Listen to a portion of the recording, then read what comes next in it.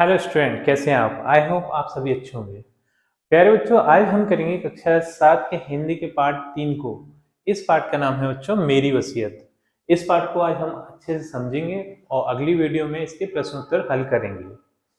तो सबसे पहले हम ये समझ लेते हैं बच्चों, यहाँ वसीयत का अर्थ क्या है।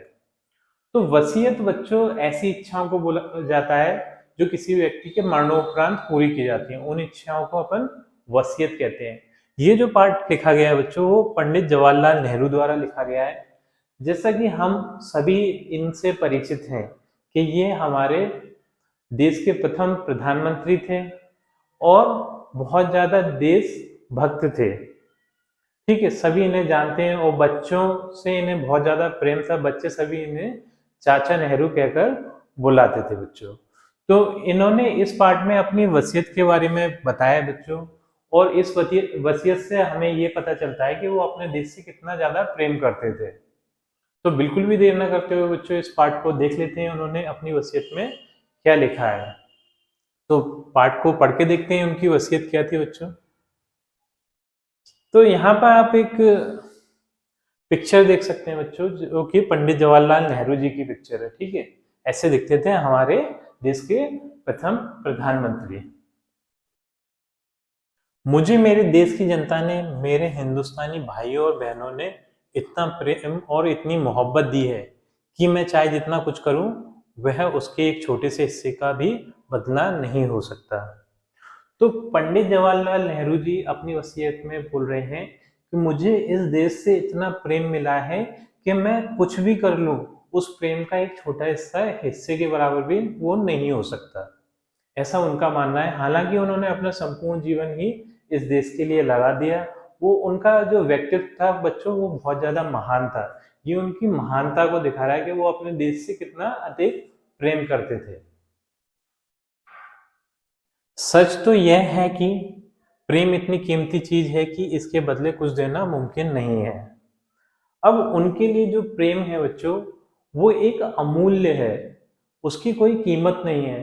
वो बोल रहे हैं कि प्रेम की तुलना में कोई भी चीज नहीं कर सकते। ठीक है, उससे तुलना नहीं कर सकते प्रेम की, किसी भी चीज की। ठीक है, इस दुनिया में बहुत से लोग हुए जिनको अच्छा समझकर, बड़ा मानकर उनका आदर किया गया, पूजा गया। लेकिन भारत के लोगों ने, छोटे और बड़े, अमीर और गरीब, सब तबकों के बहनों और भाइयों ने मुझे इतना ज्यादा प्यार दिया कि जिसका बयान करना मेरे लिए मुश्किल है। वो बोल रहे हैं कि इस दुनिया में बहुत सारे बड़े बड़े व्यक्ति हुए जिनको बहुत ज्यादा आदर सत्कार दिया गया, उनसे प्रेम किया गया, उन्हें पूजा गया। लेकिन भारत के लोगों ने उनको जो प्रेम दिया है बच्चों, उसकी कोई तुलना नहीं है। भारत के लोगों से उन्हें बहुत ज्यादा प्रेम मिला। चाहे वो किसी भी धर्म, जाति, तबके से संबंधित व्यक्ति हो, लेकिन सभी भारतीय उनसे बहुत ज्यादा प्रेम करते थे। ठीक है, और जिससे मैं दब गया, मैं आशा करता हूं कि मैं अपने जीवन के बाकी वर्षों में अपने देशवासियों की सेवा करता रहूंगा और उनके प्रेम के योग्य साबित होऊंगा। अब वो बोल रहे हैं कि उनका जो भी जीवन अब बचा है, उसमें भी वो उसी तरीके से सेवा करेंगे देश की, जिस तरीके से वो पहले करते आए हैं। ठीक है, और जो देशवासी हैं उनके प्रेम के योग्य बनेंगे। ठीक है, और ज्यादा वो इसके लिए काम करेंगे देश के लिए।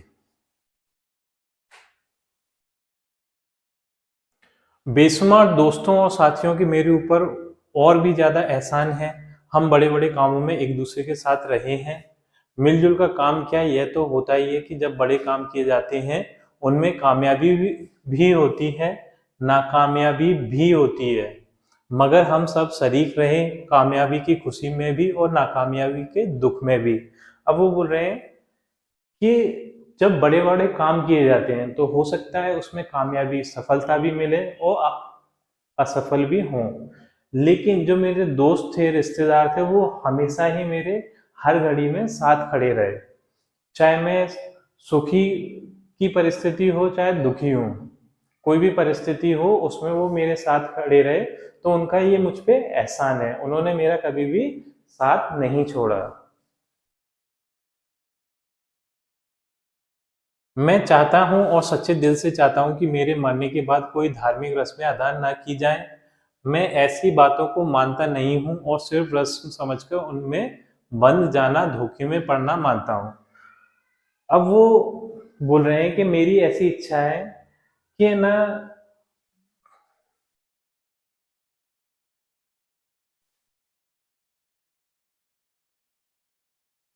मैं चाहता हूँ और सच्चे दिल से चाहता हूँ कि मेरे मरने के बाद कोई धार्मिक रस्में अदा ना की जाएं। अब उनकी ऐसी इच्छा है बच्चों कि उनके मरने के बाद जो रस्में होती हैं बच्चों, वो अदा नहीं की जाए, उनकी ऐसी इच्छा है। क्यों है, ये आगे देख लेते हैं बच्चों।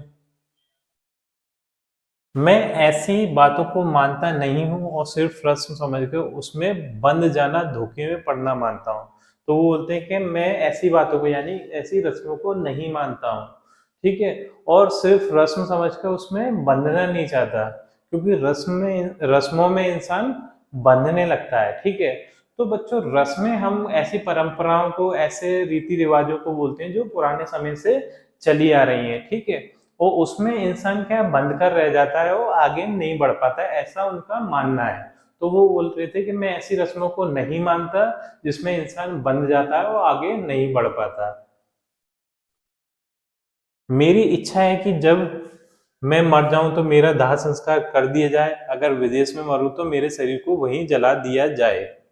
अब वो बोल रहे हैं कि जब मैं मरूं तो मेरा दाह संस्कार कर दिया जाए, अगर मैं विदेश में मरूं तो वहीं मेरा दाह संस्कार कर दिया जाए, और मेरी अस्थियां इलाहाबाद भेज दी जाएं, उसमें से मुट्ठी भर गंगा में डाल दी जाएं, और उनके बड़े हिस्से के साथ क्या किया जाए मैं आगे बता रहा हूँ। और फिर जो उनका दाह संस्कार करने के बाद जो उनकी अस्थियां बचेंगी, तो उन्हें जहां भी वो हों तो वहां से उन्हें इलाहाबाद भेज दिया जाए, और उसमें से मुट्ठी भर गंगा नदी में डाल दी जाए, क्योंकि गंगा नदी मरने के बाद गंगा नदी में अस्थियों का विसर्जन किया जाता है बच्चों, इसलिए वो कह रहा है कि सिर्फ मुट्ठी भर को है ना गंगा नदी में डाल दिया जाए, और बाकी का क्या करना है वो आगे बताएंगे। उनका कुछ भी हिस्सा किसी हालत में बचाकर ना रखा जाए, और कोई भी हिस्सा है ना बचाकर नहीं रखा जाए, क्योंकि वो देश के बहुत ज्यादा महान व्यक्ति थे। अगर उनके हिस्से को बचा के रखा जाता तो लोग उन्हीं उसी को ही रस्म बनाकर पूजने लगते उन अस्थियों को, तो वो कह रहे थे कि ऐसा ना किया जाए।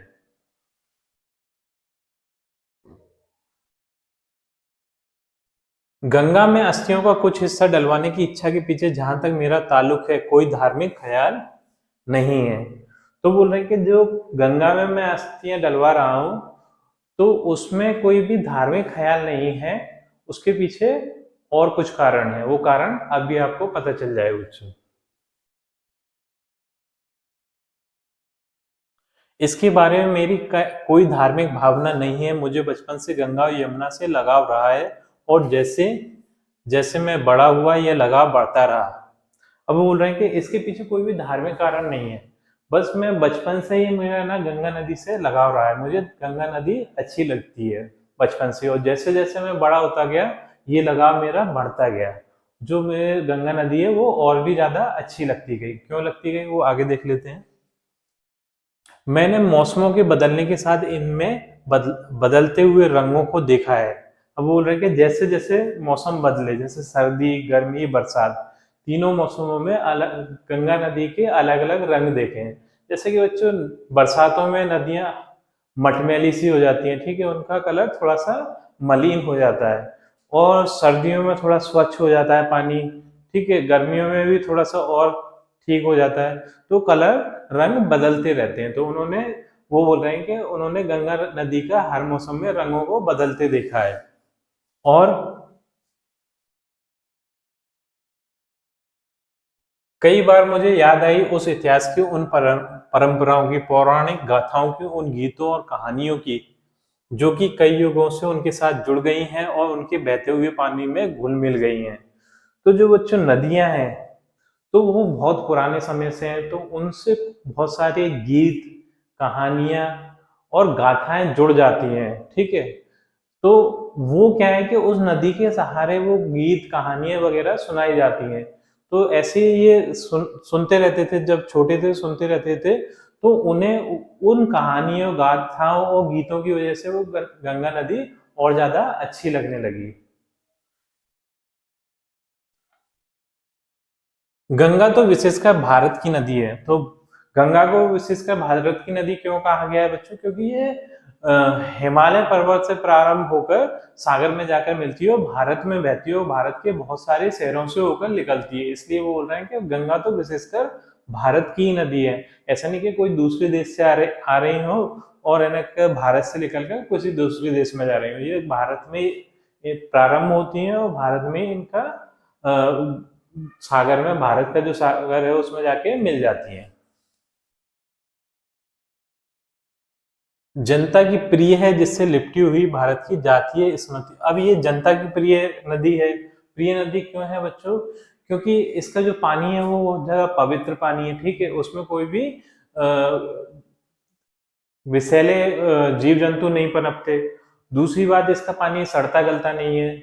और तीसरी बात क्या है कि भारत के बहुत सारे भूभाग को ये सिंचित करती है नदी, जिससे कि अन्न वगैरह उपजता है। गंगा नदी के आसपास बहुत सारे उपजाऊ मैदान है, इसलिए ये क्या है, भारत की चहेती नदी है, ठीक है।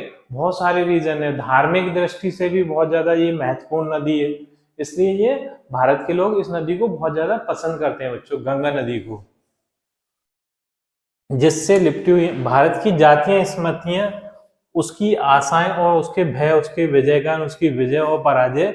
गंगा तो भारत की प्राचीन सभ्यता का प्रतीक रही है। अब ये जो गंगा नदी है वो बच्चों भारत के प्राचीनतम समय से है।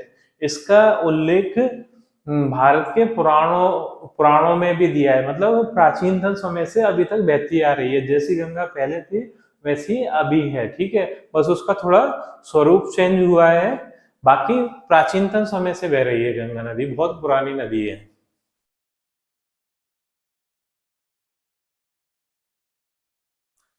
सतत बदलती सदा बहती फिर वही गंगा की गंगा है। और ये हमेशा से ही बहती आ रही है और अपना स्वरूप बदलती आ रही है, लेकिन फिर भी गंगा की गंगा है। जैसे पहले प्राचीन समय में गंगा थी, उसी तरीके से इस समय में भी ये गंगा है, ठीक है। वह मुझे याद दिलाती है हिमालय की बर्फ से ढकी चोटियों की और गहरी घाटियों की, जिनसे मुझे मोहब्बत रही है। अब नेहरू जी बोलते हैं कि ये मुझे हिमालय की ऊंची चोटियां जो कि बर्फ से ढकी हुई है उसकी याद दिलाती है, क्योंकि ये नदी वहीं से तो, हिमालय से ही तो इसका प्रारंभ होता है बच्चों, ठीक है। उस पे हिमालय की चोटियों पे क्या है कि बर्फ जमी हुई है, जो कि बहुत ज्यादा आकर्षित लगती है, ठीक है, देखने में बहुत ज्यादा खूबसूरत लगती है। और वहां की घाटियों की, ठीक है, पर्वतों के बीच में जो घाटियां होती हैं उसकी भी याद दिलाती है। जो घाटियों में विभिन्न प्रकार की वनस्पतियां होती हैं, फूल खिले होते हैं, वो भी बहुत ज्यादा आकर्षित दिखते हैं। उनके नीचे उपजाऊ और दूर दूर तक फैले मैदानों को जहां काम करते मेरी जिंदगी गुजरी है। और उस हिमालय के नीचे दूर दूर तक फैले हुए उपजाऊ मैदान है, ठीक है। और जहां पर इनके काम करते हुए इनका समय बीता है, कौन का, नेहरू जी का, उस मैदानों की भी ये नदी याद दिलवाती है, क्योंकि नेहरू जी थे वो बहुत ज्यादा इस नदी से जुड़े हुए थे, ठीक है।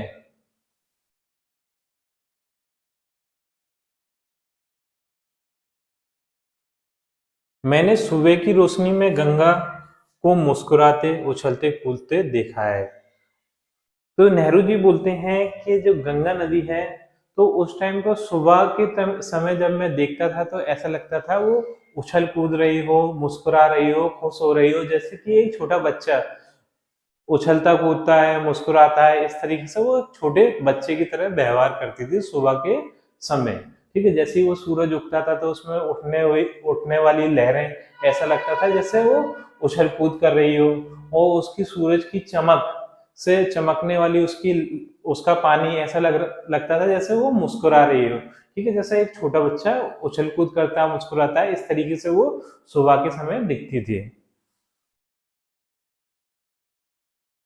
और देखा है शाम के समय साय में उदास काली सी चादर ओढ़े हुए, और शाम के समय ऐसा लगता है वो जैसे बिल्कुल थक हार के उदास हो गई है और पूरा एकदम थक गई है, और एक काली सी चादर ओढ़ के एकदम कोने में बैठ गई है। इस तरीके से वो शाम के समय में दिखती थी, क्योंकि शाम के समय जिस टाइम पे सूरज ढल रहा है, ठीक है, और धीरे धीरे करके अंधेरा हो रहा है, उसकी लहरें भी कहीं धीरे धीरे करके कम हो रही हैं, तो वो एकदम ऐसा लग रहा है उदास हो गई है।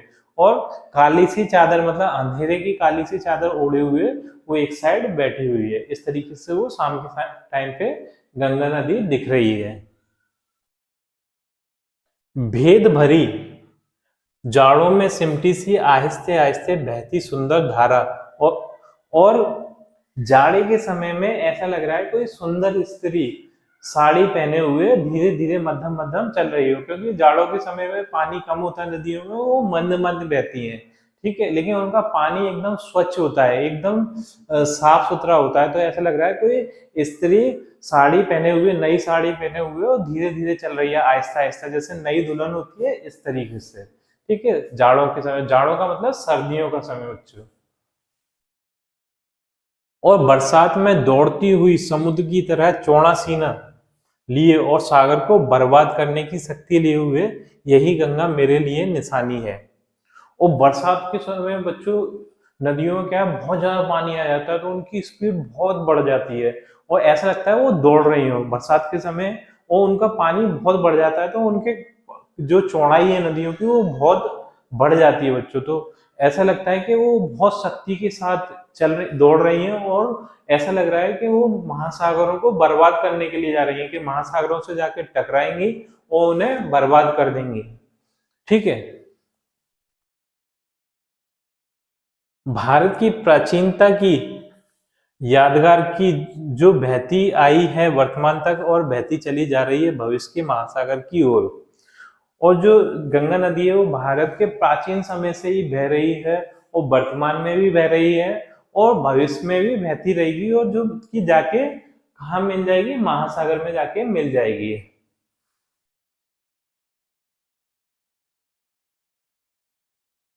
भले ही मैंने पुरानी रीति और रस्मों को छोड़ दिया हो, और मैं चाहता भी हूं कि हिंदुस्तान इन सब जंजीरों को तोड़ दे जिसमें वह जकड़ा है।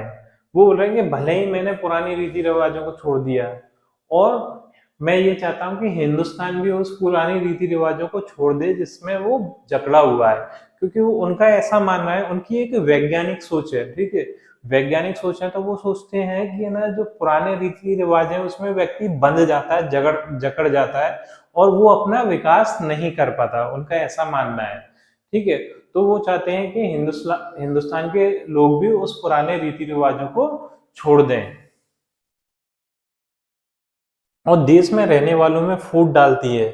और जो पुराने रीति रिवाज हैं वो देश में रहने वाले लोगों में भी फूट डालते हैं, मतलब एक दूसरे को में भेदभाव उत्पन्न करते हैं, जिससे जातिगत भेदभाव है, अमीर गरीब का भेदभाव है, ये किससे आते हैं, पुराने रीति रिवाजों से आते हैं बच्चों। अगर ये पुराने रीति रिवाज, उनका ऐसा मानना है कि अगर खत्म हो जाए तो ये बहुत सारे भेदभाव खत्म हो जाएंगे। जो बेशुमार लोगों को दबाए रखती है और शरीर और आत्मा के विकास को रोकती है। और जो रीति रिवाज हैं, और ये क्या कहते हैं, रीति रिवाज हैं, वो इंसान के विकास को रोकते हैं, उन्हें आगे बढ़ने के लिए रोकते हैं। अब उनका ऐसा मानना था कि जो अमेरिका है और भी जो विकसित देश हैं बच्चों, अमेरिका और रूस वगैरह, जापान है, तो वो क्या है कि वो रीति रिवाज वगैरह उनके यहाँ थोड़े कम चलते हैं, तो वो अपना जो विकास कर रहे हैं, क्योंकि वो रीति रिवाजों के बंधनों में बंधे हुए नहीं है, इसलिए वो अपना विकास कर रहे हैं, कर पा रहे हैं। ठीक है, चाहे ये सब मैं चाहता हूं, फिर फिर भी मैं यह नहीं चाहता कि मैं अपने को इन पुरानी बातों से बिल्कुल अलग कर लूं।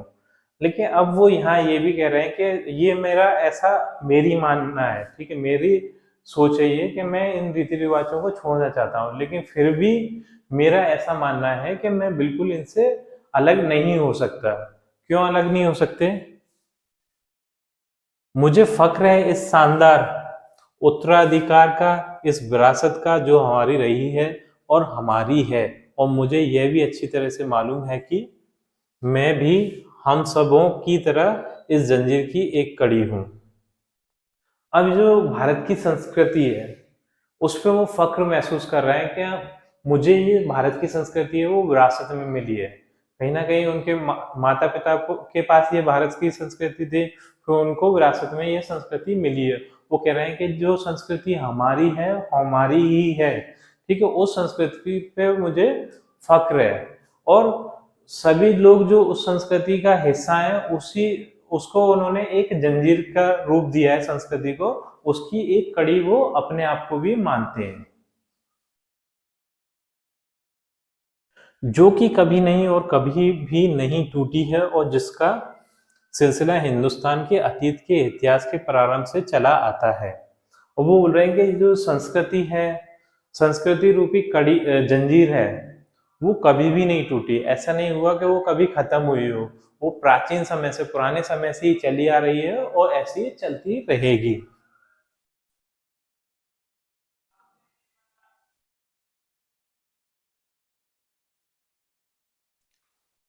यह सिलसिला मैं कभी नहीं तोड़ सकता क्योंकि मैं उसकी बेहद कद्र करता हूँ और इससे मुझे प्रेरणा, हिम्मत और हौसला मिलता है। तो बोल रहे हैं कि जो जो सिलसिला चला आ रहा है, जो रीति रिवाजों, संस्कृति का जो सिलसिला चला आ रहा है, वो मैं कभी भी नहीं तोड़ सकता। चाहे मैं कितनी भी कोशिश कर लूँ, मैं उसे नहीं तोड़ सकता क्योंकि वो बहुत पुराने समय से चला आ रहा है और ऐसे ही वो चलता रहेगा। और इसी सिलसिले से मुझे प्रेरणा, हिम्मत और हौसला भी मिलता है। मेरी इस आकांक्षा की पुष्टि के लिए और भारत की संस्कृति को श्रद्धांजलि भेंट करने के लिए मैं यह दरख्वास्त करता हूं कि मेरी भस्म की एक मुट्ठी इलाहाबाद के पास गंगा में डाल दी जाए। अब वो बोल रहे हैं कि ना, इसी कारण इतनी सारी उन्होंने बात करी कि जो गंगा नदी है वो मुझे बहुत अच्छी लगती है बच्चों। उस उसमें से जो भस्म है इनकी, उसमें से एक मुट्ठी कहाँ डाल दी जाए? गंगा नदी में डाल दी जाए।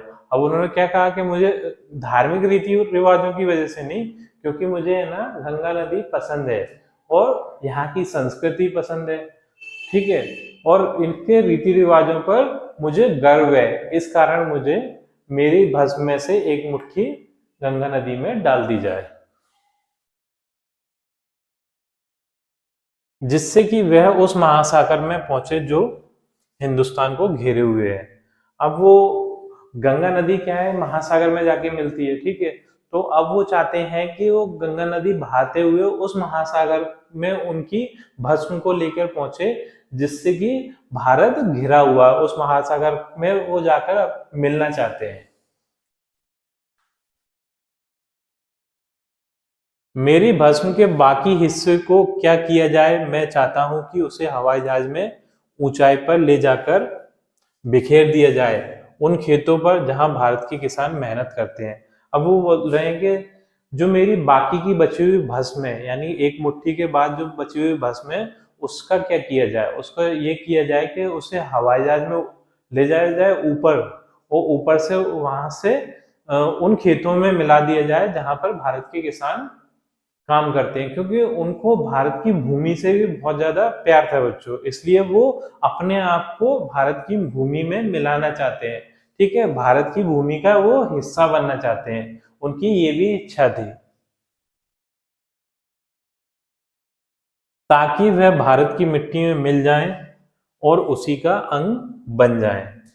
तो वो ऐसा इसलिए करवाना चाहते थे क्योंकि वो भारत की भूमि का अंग बनना चाहते थे, वो कभी भी भारत की भूमि से अलग नहीं होना चाहते थे, इसलिए वो कहते थे कि जो बाकी बची हुई भस्म है उसे भारत के खेतों में मिला दिया जाए, ठीक है। तो बच्चों, इतने महान व्यक्ति थे बच्चों कि वो मरने के बाद भी उन्हें भारत से इतना प्यार था बच्चों कि वो भारत की भूमि में मिलना चाहते थे, ठीक है।